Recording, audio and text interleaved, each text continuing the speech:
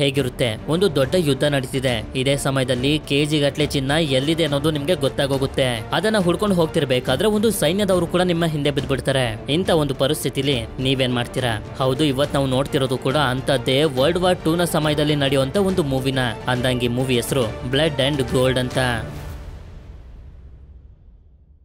ಈ movie ಶುರುವಾಗೋದು world war 2 ನ ಸಮಯದಲ್ಲಿ. ಇಲ್ಲೇ ಜರ್ಮನಿಯ ನಾಜಿಸ್ ಆರ್ಮಿಯಿಂದ ಒಬ್ಬ ಸೋಲ್ಜರ್ ತಪ್ಪಿಸ್ಕೊಂಡು ಓಡೋಗ್ತಿರ್ತಾನೆ. ನಾಜಿ ಆರ್ಮಿ ಅವರು ಕೂಡ ಇವನನ್ನ ಫಾಲೋ ಮಾಡ್ಕೊಂಡು ಬರ್ತಿರ್ತಾರೆ. ಹೀಗೆ ಓಡ್ತಾ ಓಡ್ತಾ ಹೆನ್ರಿಚ್ ಡಾರ್ಫ್ಲರ್ ಅನ್ನೋ ಒಬ್ಬ ವ್ಯಕ್ತಿಯ ಕಿವಿಗೆ ಶೂಟ್ ಮಾಡ್ಬಿಡ್ತಾನೆ. ಇದಾದ್ಮೇಲೆ ಹೇಗೋ ಮಾಡಿ ಎಲ್ಲರೂ ಸೇರಿ ಹೆನ್ರಿಚ್ ನ ಹಿಡಿತಾರೆ. ಆಗ ಇಲ್ಲಿಗೆ ನಾಜಿ ಗ್ರೂಪ್ ನ ಕಮಾಂಡರ್ ಆಗಿರುವಂತ ವಾನ್ ಸ್ಟಾರ್ಫೀಲ್ಡ್ ಬರ್ತಾನೆ. ಇವನ ಅರ್ಧ ಮುಖಕ್ಕೆ ಮಾಸ್ಕ್ ಅನ್ನ ಹಾಕೊಂಡಿರ್ತಾನೆ. ನಂತರ ವಾನ್ ಕೇಳ್ತಾನೆ, ಯಾಕೆ ನೀನು ಆರ್ಮಿನ ಬಿಟ್ಟು ಓಡೋಗ್ತಿದ್ಯಾ ಅಂತ. ಆಗ ಇವನು ಕೂಡ ನೀವ್ ಈ ತರ ರಾಕ್ಷಸರ ರೀತಿ ಎಲ್ಲರನ್ನು ಸಾಯಿಸ್ತಿರೋದನ್ನ ನನ್ನ ಕೈಲಿ ನೋಡೋದಕ್ಕಾಗ್ತಿಲ್ಲ ಅಂತ ಹೇಳ್ತಾನೆ. ಆಕ್ಚುಲಿ ಹೇಳ್ಬೇಕು ಅಂತಂದ್ರೆ ಈ ನಾಜಿ ಆರ್ಮಿ ಅವರಿಗೆ ಜರ್ಮನಿಯಲ್ಲಿರುವಂತ ಜೂವಿಶ್ ಅನ್ನೋ ಒಂದು ಧರ್ಮಕ್ಕೆ ಸೇರಿದಂತ ಜನರನ್ನ ಕಂಡ್ರೆ ಆಗೋದಿಲ್ಲ. ಆದ್ರಿಂದ ಅವರು ನಮ್ಮ ದೇಶದವರು ಅಂತಾನು ಕೂಡ ನೋಡ್ದೆ ಜೂವಿಶ್ ಧರ್ಮದ ಎಲ್ಲಾ ಜನರನ್ನ ಸಾಯಿಸ್ತಿರ್ತಾರೆ. ಇದನ್ನ ನೋಡೋದಕ್ಕಾಗ್ದೇನೆ ಹೆನ್ರಿಚ್ ಆರ್ಮಿನ ಬಿಟ್ಟು ತಪ್ಪಿಸ್ಕೊಂಡು ಹೋಗ್ತಿದ್ದು. ಆದ್ರಿಂದ ಇವನು ಈ ರೀತಿ ಮಾಡಿರೋದ್ರಿಂದ ವಾನ್ ಹಾಗೆ ಇವನ ಸೋಲ್ಜರ್ಸ್ ಗಳೆಲ್ಲ ಸೇರಿ ಹೆನ್ರಿಚ್ ನ ನೇಣಿಗಾಕೋದಕ್ಕೆ ರೆಡಿ ಮಾಡ್ಕೋತಿರ್ತಾರೆ. ಅದೇ ಸಮಯಕ್ಕಿಲ್ಗೆ ಡಾರ್ಫ್ಲರ್ ಬರ್ತಾನೆ. ಆಗ್ಲೇ ಹೆನ್ರಿಚ್ ತಪ್ಪಿಸ್ಕೊಂಡು ಹೋಗ್ತಿರ್ಬೇಕಾದ್ರೆ ಕಿವಿಗೆ ಶೂಟ್ ಮಾಡಿದ್ನಲ್ಲ ಡಾರ್ಫ್ಲರ್, ಅದೇ ಡಾರ್ಫ್ಲರ್ ಇವನು. ಈ ರೀತಿ ಮಾಡಿರೋದ್ರಿಂದ ಇವನಿಗೆ ಕೋಪ ಬಂದು ಹೆನ್ರಿಚ್ಗೆ ಚೆನ್ನಾಗಿ ಬೈತಾನೆ. ಇದಾದ್ಮೇಲೆ ಇವನನ್ನ ನೇಣಿಗೆ ಹಾಕಿ ಎಲ್ಲರೂ ಹೊರಟೋಗ್ತಾರೆ. ಹೀಗೆ ಇವನು ಸಾವಿಗೆ ಹತ್ರ ಆಗ್ತಿದ್ದಂಗೆನೆ ಪ್ರೆಗ್ನೆಂಟ್ ಆಗಿರುವಂತ ಇವನ ಹೆಂಡತಿ ಹಾಗೆ ಮಗ ನೆನ್ಪಾಗ್ತಿರ್ತಾರೆ. ಅದ್ರ ಜೊತೆನೆ ಇವನ ಮಗಳು ಕೂಡ ಕಣ್ಣ ಮುಂದೆ ಬರೋ ರೀತಿ ಇವನಿಗೆ ಆಗ್ತಿರುತ್ತೆ. ಇನ್ನೇನು ಇವನು ಸಾಯ್ಬೇಕು ಅಂತ ಅನ್ಕೊಳ್ಳೋಷ್ಟರಲ್ಲಿ ಅದೇ ಸಮಯಕ್ಕೆ ಹಗ್ಗನ ಕಟ್ ಮಾಡಿ ಒಬ್ಳು ಲೇಡಿ ಇವನ ಪ್ರಾಣನ ಕಾಪಾಡ್ತಾಳೆ.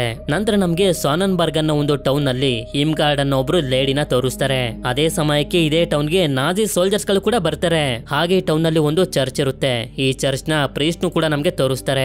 ಈ ರೀತಿ ನಾಜಿಸ್ ಗಳು ಟೌನ್ ಗೆ ಬಂದಿರುವಂತ ವಿಷಯ ಈ ಟೌನ್ ನ ಮೇಯರ್ ಹಾಗೆ ಒಂದು ಹೋಟೆಲ್ ನ ಓನರ್ ಆಗಿರುವಂತ ರಾಬರ್ಟ್ ಗೆ ಗೊತ್ತಾಗುತ್ತೆ. ಮೇಯರ್ ಅಂತಂದ್ರೆ ಬೇರೆ ಏನು ಅಲ್ಲ, ಈ ಟೌನ್ ನ ಚೇರ್ಮನ್ ತರ. ನಂತರ ಸೀನ್ ಶಿಫ್ಟ್ ಆದಾಗ ಆಗ್ಲೇ ಹೆನ್ರಿಚ್ ನ ಕಾಪಾಡುದ್ಲಲ್ಲ ಒಬ್ಳು ಲೇಡಿ, ಅವಳು ಇವನನ್ನ ಮನೆ ಕರ್ಕೊಂಡು ಬಂದು ಟ್ರೀಟ್ಮೆಂಟ್ ಅನ್ನ ಕೊಡ್ತಿರ್ತಾಳೆ. ಇವಳ ಹೆಸರು ಎಲ್ಸಾ ಅಂತ. ಎಲ್ಸಾಗೆ ಒಬ್ಬ ತಮ್ಮ ಕೂಡ ಇರ್ತಾನೆ. ಇವನ ಹೆಸರು ಪೌಲ್ ಅಂತ. ಆದ್ರೆ ಇವನಿಗೆ ಸರಿಯಾಗಿ ಬುದ್ಧಿ ಇರೋದಿಲ್ಲ. ಇವನೊಬ್ಬ ಬುದ್ಧಿಮಾಂದ್ಯ ಹುಡುಗ.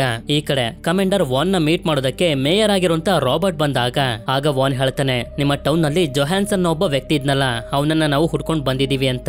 ಈಗ ಜೊಹಾನ್ಸ್ ಆಗಿ ಅವನ ಫ್ಯಾಮಿಲಿ ಅವರು ಬದುಕಿಲ್ಲ ಅಂತ ರಾಬರ್ಟ್ ಹೇಳಿದ್ರು ಕೂಡ ಇರ್ಲಿ ಪರವಾಗಿಲ್ಲ, ಅವ್ರ ಮನೆ ಹತ್ರ ನಮ್ಮನ್ನ ಕರ್ಕೊಂಡು ಹೋಗು ಅಂತ ವಾನ್ ಹೇಳ್ತಾನೆ. ಯಾವಾಗ ಇವ್ರನ್ನ ಜೊಹಾನ್ಸ್ ಮನೆ ಹತ್ರ ಕರ್ಕೊಂಡ್ ಬರ್ತಾರ ನೋಡ್ತಾರೆ, ಸಂಪೂರ್ಣ ಮನೆಗೆನೆ ಬೆಂಕಿ ಹಾಕಿ ಸುಟ್ಬಿಟ್ಟಿರ್ತಾರೆ. ಆಕ್ಚುಲಿ ಹೇಳಬೇಕು ಅಂತಂದ್ರೆ ಜೊಹಾನ್ಸ್ ಕೂಡ ಒಬ್ಬ ಜೂವಿಶ್ ಆಗಿದ್ದ. ಅದಕ್ಕೆ ಇಡೀ ಟೌನ್ ಅವರೇ ಅವರ ಮನೆಗೆ ಬೆಂಕಿನ ಹಾಕಿ ಸುಟ್ಟು ಸಾಯಿಸ್ಬಿಟ್ಟಿರ್ತಾರೆ. ನಂತರ ರಾಬರ್ಟ್ ಇಲ್ಲಿಂದ ಹೋಗ್ತಿರ್ಬೇಕಾದ್ರೆ ಸೋನಿಯಾ ಅನ್ನೋ ಒಬ್ಳು ಲೇಡಿ ಇವನ ಹತ್ರ ಬರ್ತಾಳೆ. ಎಷ್ಟೊತ್ತಿಗೆ ಇವರಿಬ್ರಿಗೂ ಅನ್ಸೋದಕ್ಕೆ ಶುರುವಾಗಿರುತ್ತೆ, ವಾನ್ ಹಾಗೆ ಅವನ ಟೀಮ್ ನವರು ಇಲ್ಲಿಗೆ ಬಂದಿರೋದು ಚಿನ್ನನ ಹುಡ್ಕೊಂಡು ಅಂತ. ಯಾವ ಚಿನ್ನ ಅಂತ ನಮ್ಗೆ ಮುಂದೆ ಗೊತ್ತಾಗುತ್ತೆ. ಈ ಕಡೆ ಊಟ ಮಾಡ್ತಿರ್ಬೇಕಾದ್ರೆ ಎಲ್ಸಾ ಹೆನ್ರಿಚ್ಗೆ ಹೇಳ್ತಾಳೆ, ಇವಳ ತಂದೆನ ಸಾಯಿಸಿರೋದು ನಾಜಿಸ್ ಕಳೆ ಅಂತ. ಅದಕ್ಕೆ ನಾಜಿಸ್ ಕಳಂದ್ರೆ ಇವಳಿಗೆ ಇಷ್ಟ ಇಲ್ದೇ ಇರೋದ್ರಿಂದಾನೆ ಅವರಿಂದ ಹೆನ್ರಿಚ್ ನ ಕಾಪಾಡಿರೋದು. ಇದಾದ್ಮೇಲೆ ಮುಂದಿನ ಸೀನ್ ಅಲ್ಲಿ ನಮ್ಗೆ ತೋರಿಸ್ತಾರೆ, ವಾನ್ ಹಾಗೆ ಇವನ ಟೀಮ್ ನವರು ಮೇಯರ್ ರಾಬರ್ಟ್ ನ ಹೋಟೆಲ್ಗೆ ಬಂದು ತಲುಪಿರ್ತಾರೆ. ಹೀಗೆ ಇವರೆಲ್ಲರೂ ಇಲ್ಲಿ ಊಟ ಮಾಡ್ತಿರ್ಬೇಕಾದ್ರೆ ನಮ್ಗೆ ಗೊತ್ತಾಗುತ್ತೆ ಈ ನಾಜಿಸ್ ಗ್ರೂಪ್ ಗೆ ವಾನ್ ಕಮಾಂಡರ್ ಆದ್ರೆ ಅವನಾದ್ಮೇಲೆ ಈ ಗ್ರೂಪ್ ನಲ್ಲಿ ಸೀನಿಯರ್ ಸೋಲ್ಜರ್ ಅಂತ ಇರೋದು ಡಾರ್ಫ್ಲರ್ ಅಂತ. ಅದೇ ಸಮಯಕ್ಕೆ ನಾವ್ ಆಗ್ಲೇ ನೋಡಿದಂತ ಸಾನ್ಯಾ ಇಬ್ರು ವ್ಯಕ್ತಿಗಳ ಜೊತೆ ಇಲ್ಲಿಗೆ ಬರ್ತಾಳೆ ಊಟ ಮಾಡೋದಕ್ಕೆ ಅಂತ. ಇದಾದ್ಮೇಲೆ ಮಾರನೇ ದಿನ ಸತ್ತೋಗಿರುವಂತ ಜೊಹಾನ್ಸ್ ನ ಮನೆಯಲ್ಲಿ ಟೌನ್ ನಲ್ಲಿರುವಂತ ಜನರಿಂದಾನೇ ವಾನ್ ಏನನ್ನು ಹುಡುಕಿಸ್ತಿರ್ತಾನೆ. ಅಷ್ಟೇ ಅಲ್ಲದೆ ಡಾರ್ಫ್ಲರ್ಗೂ ಕೂಡ ಆರ್ಡರ್ ಮಾಡ್ತಾನೆ, ಟೀಮ್ ಅನ್ನ ಕರ್ಕೊಂಡು ಹೋಗಿ ಈ ಟೌನ್ ನಲ್ಲಿ ಏನೇ ಫುಡ್ ಐಟಮ್ ಗಳು ಸಿಕ್ಕಿದ್ರು ತಗೊಂಡ್ ಬಾ, ನಮ್ಮ ಸೋಲ್ಜರ್ಸ್ ಗಳಿಗೆ ಆಗ್ತವೆ ಅಂತ. ಡಾರ್ಫ್ಲರ್ ಗೆ ಆರ್ಡರ್ ಅನ್ನ ಫಾಲೋ ಮಾಡೋದಕ್ಕೆ ಇಷ್ಟ ಇಲ್ಲ ಅಂದ್ರೂ ಕೂಡ ತುಂಬಾ ಕೋಪ ಮಾಡ್ಕೊಂಡೆ ಸರಿ ಅಂತ ಒಪ್ಕೊಳ್ತಾನೆ. ಅದೇ ಸಮಯಕ್ಕೆ ಈ ಕಡೆ ನಮ್ಗೆ ತೋರಿಸ್ತಾರೆ, ಪೌಲ್ ನ ತುಂಬಾ ಕ್ಲೋಸ್ ಫ್ರೆಂಡ್ ಆಗಿರುವಂತ ಒಂದು ಹಸು ಇರುತ್ತೆ. ಇದ್ರ ಹೆಸರು ರೀಟಾ ಅಂತ. ಹಾಗೆ ಇಷ್ಟೊತ್ತಿಗೆ ಹೆನ್ರಿಚ್ ನ ಆರೋಗ್ಯ ಕೂಡ ಸುಧಾರಿಸ್ತಿರೋದ್ರಿಂದ ಇವನು ಹೋಗೋದಕ್ಕೆ ರೆಡಿ ಆಗ್ತಿರ್ತಾನೆ. ಆಗ ಎಲ್ಸನು ಕೂಡ ಊಟ ಮಾಡ್ಕೊಂಡು ಹೋಗು ಅಂತ ಹೇಳ್ತಾ ಇವನನ್ನ ಕೇಳ್ತಾಳೆ, ನೀನ್ ಯಾರು, ನಿನ್ ಬಗ್ಗೆ ಸ್ವಲ್ಪ ಹೇಳು ಅಂತ. ಆಗ ಇವನು ಕೂಡ ತುಂಬಾ ಬೇಜಾರ್ ಮಾಡ್ಕೊಂಡು ಇವನ ಫ್ಯಾಮಿಲಿ ಫೋಟೋನ ತೋರಿಸಿ ಹೇಳ್ತಾ ಹೋಗ್ತಾನೆ, ಇವನು ನಾಜಿಸ್ ಆರ್ಮಿಯ ಪರವಾಗಿ ಯುದ್ಧ ಮಾಡೋದಕ್ಕೆ ಅಂತ ಹೋಗಿದ್ದ. ಆ ಟೈಮ್ ನಲ್ಲಿ ಇವನ ಮನೆಯ ಮೇಲೆ ಬಾಂಬ್ ಬಿದ್ದು ಪ್ರೆಗ್ನೆಂಟ್ ಆಗಿದ್ದಂತೆ ಇವನ ಹೆಂಡತಿ ಹಾಗೆ ಮಗ ಸತ್ತೋಗಿದ್ದಾರೆ. ಈಗ ಉಳ್ಕೊಂಡಿರೋದು ಬರೀ ಮಗಳು ಮಾತ್ರ. ಅವಳು ಕೂಡ ಇವನ ಮನೆಯ ಪಕ್ಕದ ಲೇಡಿ ಜೊತೆ ಇದ್ದಾಳೆ ಅಂತ. ಇದರಿಂದ ಇವರಿಬ್ರು ಕೂಡ ಬೇಜಾರ್ ಮಾಡ್ಕೊಳ್ತಿರ್ಬೇಕಾದ್ರೆ ಅದೇ ಸಮಯಕ್ಕೆ ನೋಡ್ತಾರೆ, ಒಂದು ಟ್ರಕ್ ಈ ಕಡೆಗೆನೆ ಬರ್ತಿರುತ್ತೆ. ಈ ಟ್ರಕ್ ಬೇರೆ ಯಾವುದು ಅಲ್ಲ, ವಾನ್ ಹಾಗೆ ಅವನ ಟೀಮ್ ನವ್ರದೇ. ಆಗ್ಲೇ ಅವನು ಕಳಿಸೋದ್ನಲ್ಲ ಫುಡ್ ಐಟಮ್ ಗಳನ್ನ ಹುಡ್ಕೊಂಡು ತಗೊಂಡ್ ಬನ್ನಿ ಅಂತ. ಅದನ್ನ ಹುಡ್ಕೊಂಡು ಇವರು ಇಲ್ಲಿಗೆ ಬಂದಿರೋದು. ನಂತರ ಇವರಿಗೆ ಮನೆ ಹತ್ರ ಕೋಳಿಗಳು ಕಾಣಿಸಿ ಅದನ್ನ ಎತ್ಕೊಳ್ತಿರ್ಬೇಕಾದ್ರೆ ಅವ್ರಿಗೆ ಡೌಟ್ ಬರಬಾರ್ದು ಅಂತ ಎಲ್ಸಾ ಗನ್ನನ ತಗೊಂಡು ಹೊರಗಡೆ ಬಂದು ಹೇಳ್ತಾಳೆ, ಎಲ್ಲಾ ಕೋಳಿಗಳನ್ನು ಎತ್ಕೊಂಡು ಹೋಗ್ಬಿಡಿ, ನಮಗೂ ಕೂಡ ಬಿಟ್ಟು ಹೋಗಿ ಅಂತ. ಆದ್ರೆ ಇವರ ಕೆಟ್ಟ ಕಣ್ಗಳ ಕಣ್ಣುಗಳು ಅವಳ ಮೇಲೆ ಬಿದ್ದ್ಬಿಡುತ್ತೆ. ಇದರಿಂದ ಎಲ್ಸಾ ಹಾಗೆ ಅವಳ ತಮ್ಮ ಮನೇಲಿರ್ಬೇಕಾದ್ರೆ ಒಳಗಡೆ ಬಂದು ನೋಡ್ತಾರೆ. ಟೇಬಲ್ ಮೇಲೆ ಇಟ್ಟಿರುವಂತ 3 ಕಾಫಿ ಕಪ್ ಗಳನ್ನ ನೋಡಿ ಈ ಮನೇಲಿ ಇನ್ಯಾರಿದ್ದಾರೆ ಅಂತ ಕೇಳಿದಾಗ ಆಗ ಎಲ್ಸಾ ನನ್ನ ತಮ್ಮ 2 ಕಪ್ ನಲ್ಲಿ ಕಾಫಿ ಕುಡಿತಾನೆ ಅಂತ ಹೇಳಿ ಹೇಗೋ ಮ್ಯಾನೇಜ್ ಮಾಡ್ತಾಳೆ. ಅದೇ ಸಮಯಕ್ಕೆ ನಮಗೆ ಗೊತ್ತಾಗುತ್ತೆ ಹೆನ್ರಿಚ್ ಮೇಲೆ ಹೋಗಿ ಬಚ್ಚಿಟ್ಕೊಂಡಿದ್ದಾನೆ ಅಂತ. ಇದಾದ್ಮೇಲೆ ಡಾರ್ಫ್ಲರ್ ಇವಳನ್ನ ನಿನಗೆ ಮದ್ವೆ ಆಗಿದ್ಯಾ ಅಂತ ಕೇಳ್ತಾನೆ. ಆಗ ಇವಳು ಇಲ್ಲ ನಾನು ಮದ್ವೆ ಆಗ್ತಿರುವಂತ ಹುಡುಗ ಯುದ್ಧ ಮಾಡೋದಕ್ಕೆ ಹೋಗಿದ್ದಾನೆ ಅಂತ ಹೇಳಿದಾಗ ಎಷ್ಟ್ ದಿನ ಆದ್ರೂ ಅವನು ಬರ್ಲಿಲ್ಲ ಅಂತಂದ್ರೆ ಸತ್ತೋಗಿರ್ತಾನೆ ಅಂತ ಹೇಳಿ ಇವಳ ಮೇಲೆ ಅಟ್ಯಾಕ್ ಮಾಡೋದಕ್ಕೆ ಶುರು ಮಾಡ್ತಾನೆ. ಆದ್ರೆ ಇದನ್ನೆಲ್ಲ ನೋಡ್ಕೊಂಡು ಹೆನ್ರಿಚ್ಗೆ ಸುಮ್ನಿರೋದಕ್ಕಾಗೋದಿಲ್ಲ. ಆದ್ರಿಂದ ಹೊರಗಡೆ ಬಂದು ಇವ್ರ ಮೇಲೆ ಅಟ್ಯಾಕ್ ಮಾಡೋದಕ್ಕೆ ಶುರು ಮಾಡ್ತಾನೆ. ಹೀಗೆ ಅಟ್ಯಾಕ್ ಮಾಡ್ತಾ ಮಾಡ್ತಾ ಒಬ್ಬೊಬ್ಬರು ಸೈನಿಕರನ್ನು ಕೂಡ ತುಂಬಾ ಕ್ರೂರವಾಗಿ ಸಾಯಿಸೋದಕ್ಕೆ ಶುರು ಮಾಡ್ತಾನೆ. ಆದ್ರೆ ಇವರೆಲ್ಲರೂ ಇಲ್ಲಿ ಫೈಟ್ ಮಾಡ್ತಿರ್ಬೇಕಾದ್ರೆ ಈ ಕಡೆ ನಮ್ಗೆ ಗೊತ್ತಾಗುತ್ತೆ ಡಾರ್ಫ್ಲರ್ ಹೊರಗಡೆ ಬಂದು ತಪ್ಪಿಸ್ಕೊಂಡು ಹೋಗ್ತಿದ್ದಾನೆ ಅಂತ. ನಂತರ ಹೆನ್ರಿಚ್ ಎಲ್ಲರನ್ನು ಸಾಯಿಸಿ ಹೊರಗಡೆ ಬಂದು ಅವನನ್ನ ತಡೆಯೋದಕ್ಕೆ ಪ್ರಯತ್ನ ಪಡ್ತಾನೆ. ಆದ್ರೆ ಆಗೋದಿಲ್ಲ. ಅಷ್ಟೇ ಅಲ್ಲದೆ ಇದನ್ನೆಲ್ಲ ನೋಡಿ ಪೌಲ್ ಅಂತೂ ತುಂಬಾನೇ ಹೆದರ್ಕೊಬಿಟ್ಟಿರ್ತಾನೆ. ಈಗ ಇವರಿಬ್ರು ಈ ಜಾಗ ಸೇಫ್ ಅಲ್ಲ ಮತ್ತೆ ಅವರು ಬಂದೇ ಬರ್ತಾರೆ ಅಂತ ಎಲ್ಲಾ ತಯಾರಿ ಮಾಡ್ಕೊಂಡು ಸೇಫ್ ಆಗಿರುವಂತ ಜಾಗದ ಕಡೆಗೆ ಹೋಗೋದಕ್ಕೆ ಶುರು ಮಾಡ್ತಾರೆ. ಆದ್ರೆ ಪೌಲ್ಗ್ ಮಾತ್ರ ಇವನ ಕ್ಲೋಸ್ ಫ್ರೆಂಡ್ ಆಗಿರುವಂತ ರೀಟಾ ಅಂದ್ರೆ ಹಸುನ ಬಿಟ್ಟು ಬರೋದಕ್ಕೆ ಇಷ್ಟ ಇರೋದಿಲ್ಲ. ಆದ್ರೂ ಕೂಡ ಹೇಗೋ ಸಮಾಧಾನ ಮಾಡಿ ಎಲ್ಸಾ ಇವನನ್ನ ಕರ್ಕೊಂಡು ಹೋಗ್ತಾಳೆ. ಈ ಕಡೆ ಡಾರ್ಫ್ಲರ್ ಬಂದು ಆಗಿರುವಂತ ಗಾಯಗಳಿಗೆ ಟ್ರೀಟ್ಮೆಂಟ್ ಅನ್ನ ತಗೊಳ್ತಾ ವಾನ್ಗೆ ಹೇಳ್ತಾನೆ ನಾಳೆನೆ ಹೋಗಿ ಹೇಗಾದ್ರೂ ಮಾಡಿ ಅವ್ರ 3 ಜನರನ್ನ ಹುಡುಕಿ ಸಾಯಿಸ್ಬಿಡ್ತೀನಿ ಅಂತ. ಹಾಗೆ ಈ ಕಡೆ ರಾತ್ರಿ ಆಗಿರುತ್ತೆ. ಇವ್ರ 3 ಜನ ಬೆಟ್ಟದ ಹತ್ರ ಒಂದು ಸೇಫ್ ಆಗಿರುವಂತ ಜಾಗನ ನೋಡ್ಕೊಂಡು ಇವತ್ ರಾತ್ರಿನ ಇಲ್ಲೇ ಕಳಿಬೇಕು ಅಂತ ಡಿಸೈಡ್ ಮಾಡಿರ್ತಾರೆ. ಆದ್ರೆ ಎಲ್ಸಾ ಯಾವಾಗ ಹೆನ್ರಿಚ್ ಹತ್ರ ಬರ್ತಾಳೋ ಇವನು ತುಂಬಾ ಬೇಜಾರ್ ಮಾಡ್ಕೊಂಡಿರ್ತಾನೆ. ಯಾಕೆಂತಂದ್ರೆ ಇವನ ಮಗಳು ಹುಟ್ಟಾಗಿಂದನೂ ಒಂದೇ ಸಲ ನೋಡಿರೋದು. 7-8 ವರ್ಷದಿಂದನೂ ಸೋಲ್ಜರ್ ಆಗಿ ಯುದ್ಧ ಮಾಡ್ತಿದ್ದಾನೆ. ಈಗ ಇವನ ಮಗಳು ಇವನನ್ನ ನೆನ್ಪಿಟ್ಕೊಂಡಿರ್ತಾಳೋ ಇಲ್ವೋ ಅಂತ. ಅದೇ ಸಮಯಕ್ಕೆ ಪೌಲ್ ಹೇಳ್ತಾನೆ ನಾನು ಇಲ್ಲೇ ಕೆಳಗಡೆ ಮಲ್ಕೋತೀನಿ ಅಂತ. ಆದ್ರೆ ಯಾವಾಗ ಬೆಳಕಾಗುತ್ತೋ ಇವರಿಬ್ರು ಹುಡುಕಾಡ್ತಾರೆ. ಆದ್ರೆ ಪೌಲ್ ಎಲ್ಲೂ ಕೂಡ ಕಾಣಿಸೋದೇ ಇಲ್ಲ. ಯಾಕೆಂತಂದ್ರೆ ಇವನು ಮನೆ ಹತ್ರ ಬಂದು ಹಾಲ್ ಕರೀತಿರ್ತಾನೆ. ಅದೇ ಸಮಯಕ್ಕೆ ಡಾರ್ಫ್ಲರ್ ಇಲ್ಲಿಗೆ ಇವನ ಟೀಮ್ ನವರನ್ನ ಕರ್ಕೊಂಡ್ ಬಂದು ಇವನನ್ನ ಟಾರ್ಚರ್ ಮಾಡೋದಕ್ಕೆ ಶುರು ಮಾಡ್ತಾರೆ. ಅವರಿಬ್ರು ಎಲ್ಲಿದ್ದಾರೆ ಹೇಳು ಅಂತ. ಇವನ್ ಮಾತ್ರ ಹೇಳ್ತಿರೋದಿಲ್ಲ. ಆದ್ರಿಂದ ಇವನ ಹಸುನ ಸಾಯಿಸ್ಬಿಡ್ತಾನೆ. ಹಾಗೆ ಡೆಡ್ ಬಾಡಿಗಳಿರುವಂತೆ ಮನೆ ಒಳಗಡೆ ಪೆಟ್ರೋಲ್ ಅನ್ನ ಹಾಕಿ ಪೌಲ್ ನ ಕರ್ಕೊಂಡು ಹೋಗ್ತಿರ್ಬೇಕಾದ್ರೆ ಹೋಗೋದಕ್ಕಿಂತ ಮುಂಚೆ ಇಡೀ ಮನೆಗೆ ಬೆಂಕಿ ಹಾಕ್ಬಿಡ್ತಾರೆ. ಇದನ್ನ ಇವರಿಬ್ರು ಕೂಡ ಸ್ವಲ್ಪ ದೂರದಲ್ಲಿ ನಿಂತ್ಕೊಂಡು ನೋಡ್ತಾ ಬೇಜಾರ್ ಮಾಡ್ಕೊಂಡು ಡಿಸೈಡ್ ಮಾಡ್ತಾರೆ ಆದಷ್ಟು ಬೇಗ ಹೋಗಿ ಪೌಲ್ ನ ಅವರಿಂದ ಬಿಡಿಸ್ಕೊಂಡು ಕರ್ಕೊಂಡ್ ಬರ್ಬೇಕು ಅಂತ. ಈ ಕಡೆ ವಾನ್ ಸುಟ್ಟೋಗಿರುವಂತ ಜೊಹಾನ್ಸ್ ಮನೆಯಲ್ಲಿ ಎಷ್ಟೇ ಹುಡ್ಕಾಡಿದ್ರು ಏನು ಕೂಡ ಇವನಿಗೆ ಸಿಗೋದಿಲ್ಲ. ಅದೇ ಸಮಯಕ್ಕೆ ಡಾರ್ಫ್ಲರ್ ಇಲ್ಲಿಗೆ ಪೌಲ್ ನ ಕರ್ಕೊಂಡು ಬರ್ತಾನೆ. ನಂತರ ಯಾವಾಗ ಇಲ್ಲಿಗೆ ಮೇಯರ್ ಆಗಿರುವಂತ ರಾಬರ್ಟ್ ಬರ್ತಾನೋ ವಾನ್ ಕೇಳ್ತಾನೆ ನಮ್ಗೆ ಬಂದಿರುವಂತ ಇನ್ಫಾರ್ಮೇಶನ್ ನ ಪ್ರಕಾರ ಜೊಹಾನ್ಸ್ ಮನೆಯಲ್ಲಿ 31 ದೊಡ್ಡ ದೊಡ್ಡ ಚಿನ್ನದ ಬಿಸ್ಕೆಟ್ ಗಳು ಇತ್ತು ಅದೆಲ್ಲಿ ಅಂತ.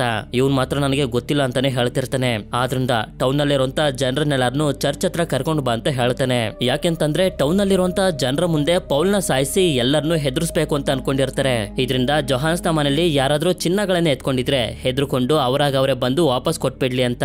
ಇಷ್ಟೊತ್ತಿಗೆ ಇಲ್ಲಿಗೆ ಹೆನ್ರಿಚ್ ಆಗಿ ಎಲ್ಸಾ ಕೂಡ ಬಂದು ತಲುಪಿರ್ತಾರೆ. ಇಲ್ಲಿ ನೋಡಿದ್ರೆ ಚರ್ಚ್ ನ ಪ್ರೀಸ್ಟ್ ಪೌಲ್ ನ ಸಾಯಿಸ್ಬೇಡಿ ಅಂತ ತಡೆಯೋದಕ್ಕೆ ನೋಡ್ತಾನೆ. ಆದ್ರೆ ಆಗೋದಿಲ್ಲ. ನಂತರ ಪೌಲ್ ನ ಸಾಯಿಸೋದಕ್ಕೆ ಅಂತ ಚರ್ಚ್ ನ ಮೇಲೆ ಕರ್ಕೊಂಡ್ ಬಂದಾಗ ಪೌಲೆ ಒಬ್ಬ ಸೋಲ್ಜರ್ ನ ಕೆಳಗ್ ತಳ್ಳಿ ಸಾಯಿಸಿ ಮತ್ತೊಬ್ಬನಿಗೆ ಶೂಟ್ ಮಾಡಿ ಸಾಯಿಸಿ ಕೆಳಗಡೆ ನಿಂತಿರೋರ ಮೇಲೆಲ್ಲ ಗುಂಡುಗಳನ್ನ ಹಾರಿಸ್ತಿರ್ತಾನೆ. ಇಷ್ಟೊತ್ತಿಗೆ ಹೆನ್ರಿಚ್ ಆಗಿ ಎಲ್ಸಾ ಕೂಡ ಚರ್ಚ್ ನ ಒಳಗಡೆ ಬಂದು ತಲುಪಿರ್ತಾರೆ. ಆದ್ರೆ ಅದೇ ಸಮಯಕ್ಕೆ ವಾನ್ ಕೂಡ ಒಂದು ರೈಫಲ್ ನಲ್ಲಿ ಪೌಲಿಗೆ ಶೂಟ್ ಮಾಡ್ಬಿಡ್ತಾನೆ. ಇದನ್ನ ನೋಡಿ ಎಲ್ಸಾಗಂತೂ ತುಂಬಾನೇ ದುಃಖ ಆಗೋಗುತ್ತೆ. ಇದರಿಂದ ಕೆಳಗಡೆ ಬಂದು ಇವನನ್ನ ಸುಮ್ನೆ ಬಿಡಬಾರ್ದು ಅಂತ ಶೂಟ್ ಮಾಡೋದಕ್ಕೆ ಪ್ರಯತ್ನ ಪಡ್ತಿರ್ತಾಳೆ. ಆದ್ರೆ ವಾನ್ಗೆ ಏನಾಗುತ್ತೆ ಏನೋ ಗೊತ್ತಿಲ್ಲ. ಇವಳನ್ನ ನೋಡ್ತಿದ್ದಂಗೆನೆ ಸೈಲೆಂಟ್ ಆಗಿ ಇವಳ ಮೇಲೆ ಶೂಟ್ ಮಾಡಬೇಡಿ ಅಂತ ಹೇಳ್ತಿರ್ತಾನೆ. ಆದ್ರೆ ಡಾರ್ಫ್ಲರ್ ಹಾಗೆ ಟೀಮ್ ನವರು ಹೆನ್ರಿಚ್ ನ ಮೇಲೆ ಅಟ್ಯಾಕ್ ಮಾಡೋದಕ್ಕೆ ಅಂತ ಬರ್ತಾರೆ. ಆಗ ಇವನು ಕೂಡ ಒಂದು ಗ್ರೆನೇಟ್ ಅನ್ನು ಹಾಕಿ ಬ್ಲಾಸ್ಟ್ ಮಾಡಿ ಇವನ ಹತ್ರ ಬರುವಂತ ಒಬ್ಬೊಬ್ಬರೇ ಸೋಲ್ಜರ್ಸ್ ಗಳನ್ನ ಸಾಯಿಸ್ತಾ ಅಲ್ಲಿಂದ ಹೊರಗಡೆ ಒಂದು ಸಣ್ಣ ರೂಮ್ ನ ಒಳಗಡೆ ಬಂದು ಬೀಳ್ತಾನೆ.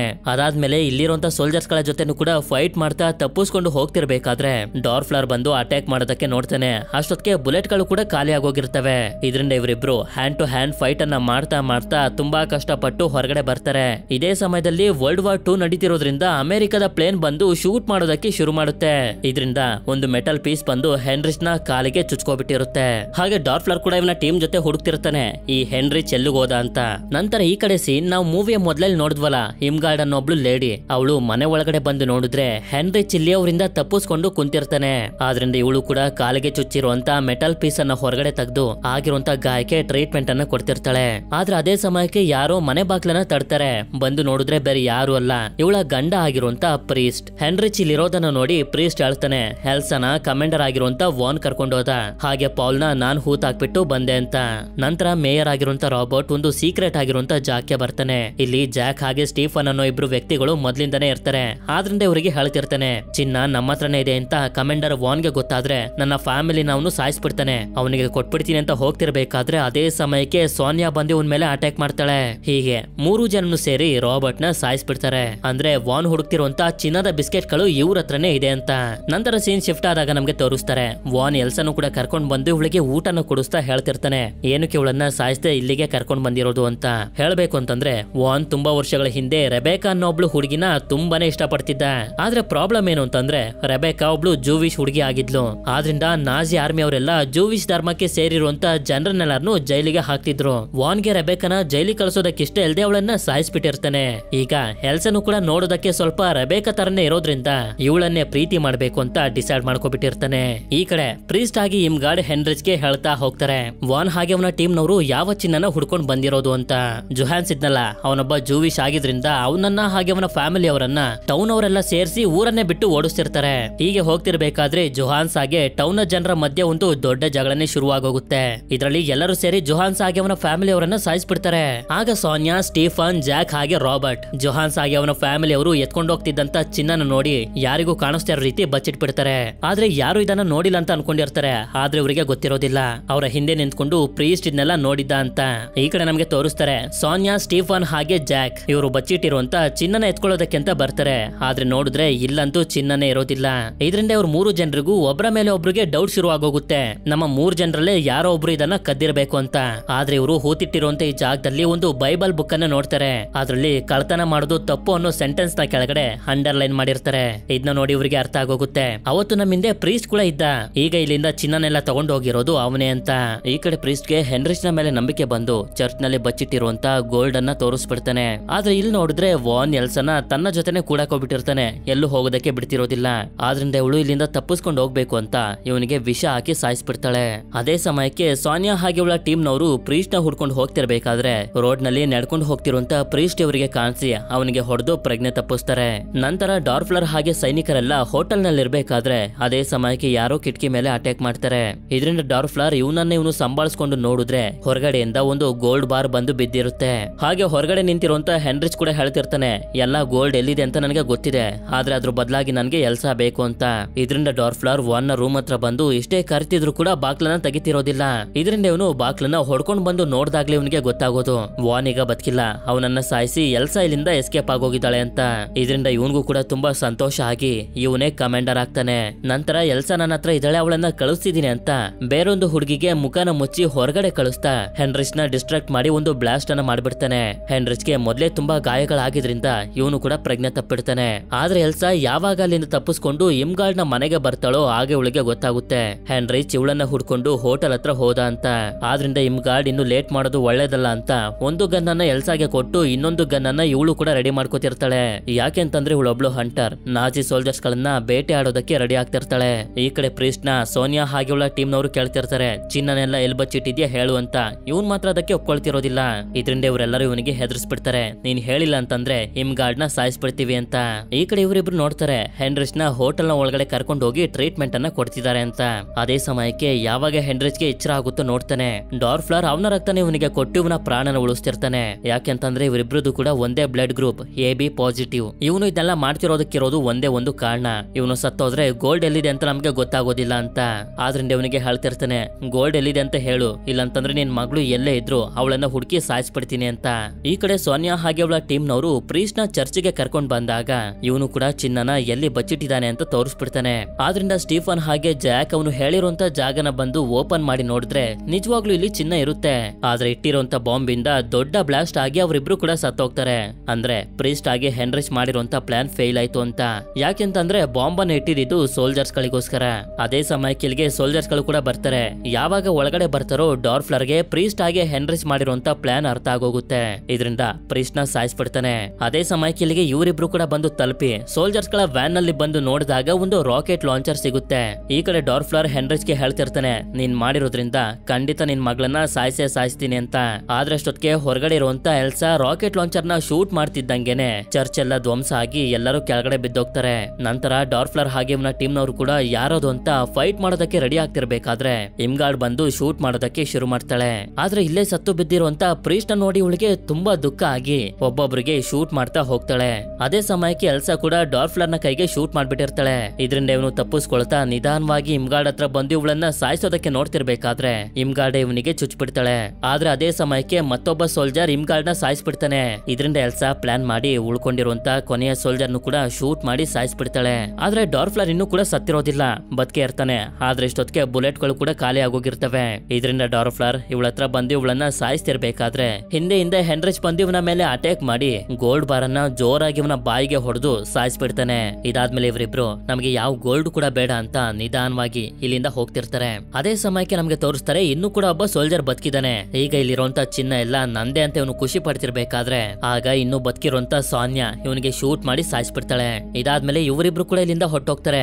ನಂತರ ಮುಂದಿನ ಸೀನ್ ನಲ್ಲಿ ನಮ್ಗೆ ತೋರಿಸ್ತಾರೆ ಸಾನ್ಯಾ ಚಿನ್ನಗಳನ್ನೆಲ್ಲ ತಗೊಂಡು ಈ ಟೌನ್ ಬಿಟ್ಟು ಹೋಗ್ತಿರ್ಬೇಕಾದ್ರೆ ಯಾರೋ ಇವಳ ಕಾರಿನ ಮೇಲೆ ಅಟ್ಯಾಕ್ ಮಾಡ್ತಾರೆ. ನೋಡಿದ್ರೆ ಅಮೆರಿಕದ ಸೋಲ್ಜರ್ಸ್ ಗಳು. ಹೌದು, ವರ್ಲ್ಡ್ ವಾರ್ 2 ನಲ್ಲಿ ಅಮೆರಿಕ ಹಾಗೆ ಜರ್ಮನಿಯ ಮಧ್ಯ ಯುದ್ಧ ನಡೀತಿರೋದ್ರಿಂದ ಈ ರೀತಿ ಸಾಯಿಸ್ತಿರ್ತಾರೆ. ಹಾಗೆ ಇದೇ ಕಾರ್ ನಲ್ಲಿ ಇಷ್ಟೊಂದು ಚಿನ್ನ ಇರೋದನ್ನು ನೋಡಿ ಇವರೆಲ್ಲರಿಗೂ ತುಂಬಾನೇ ಸಂತೋಷ ಆಗೋಗುತ್ತೆ. ಇದಾದ್ಮೇಲೆ ಕೊನೆಯ ಸೀನ್ ಅಲ್ಲಿ ನಮ್ಗೆ ತೋರಿಸ್ತಾರೆ ಇಷ್ಟೊತ್ತಿಗೆ ಯುದ್ಧ ಎಲ್ಲ ಮುಗ್ದೋಗಿರುತ್ತೆ. ಅದಕ್ಕೆ ಎಲ್ಸಾ ಹಾಗೆ ಹೆನ್ರಿಚ್ ಕೂಡ ಟೌನ್ ಬಿಟ್ಟು ಹೋಗ್ತಿರ್ಬೇಕಾದ್ರೆ ಅದೇ ಸಮಯಕ್ಕೆ ನೋಡ್ತಾರೆ ಹೆನ್ರಿಚ್ ನ ಮಗಳು ಪಕ್ಕದ ಮನೆಯವ್ರ ಹತ್ರ ಇದ್ಲಲ್ಲ, ಅವರು ಕೂಡ ಈ ಟೌನ್ ಗೆ ಬಂದು ಇಲ್ಲಿಂದ ಬೇರೆ ಕಡೆಗೆ ಹೋಗ್ತಿರ್ತಾರೆ.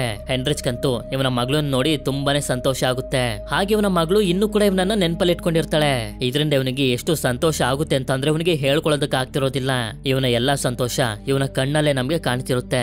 ಇಲ್ಲಿಗೆ ಈ ಮೂವಿ ಎಂಡ್ ಆಗುತ್ತೆ. ಈ ಮೂವಿ ನಿಮ್ಮೆಲ್ಲರಿಗೂ ಇಷ್ಟ ಆಗಿರುತ್ತೆ ಅಂತ ಅನ್ಕೊಂಡಿದೀನಿ. ಇಷ್ಟ ಆಗಿತ್ತು ಅಂತಂದ್ರೆ ನನಗೆ ಕಮೆಂಟ್ ಮಾಡಿ ತಿಳಿಸಿ ಈ ಮೂವಿಲಿ ನಿಮ್ಗೆ ಯಾವ ಕ್ಯಾರೆಕ್ಟರ್ ಇಷ್ಟ ಆಯ್ತು ಅಂತ. ಸರಿ, ವಿಡಿಯೋ ಇಷ್ಟ ಆಗಿತ್ತು ಅಂತಂದ್ರೆ ಲೈಕ್ ಮಾಡಿ. ಸಿಗೋಣ ಮತ್ತೊಂದು ಅಮೇಜಿಂಗ್ ಆಗಿರುವಂತ ವಿಡಿಯೋದಲ್ಲಿ. Until then stay tune mister explainer Kannada.